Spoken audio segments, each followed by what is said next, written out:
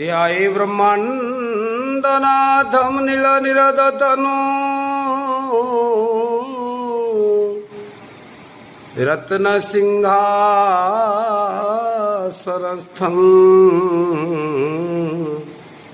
तदख्ये भद्रदात्री रुचिरुचिरतरा भाग्यदात्री सुभद्रा तदख्ये कामपालं धवलवरदनो लाङ्गलं यस्य पाणौ श्रीलक्ष्मीरेवती द्वे वरिवसतु सदा ब्रह्मदारुं स्मरामि। नीलाद्रौ शङ्खमध्ये शतदलकमले रत्नसिंहासनस्थं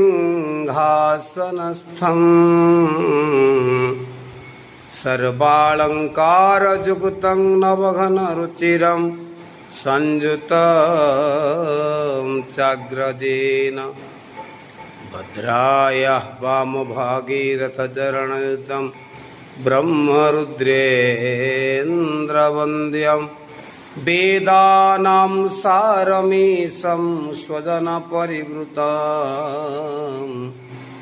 ब्रह्मदारुं भजेऽहम्।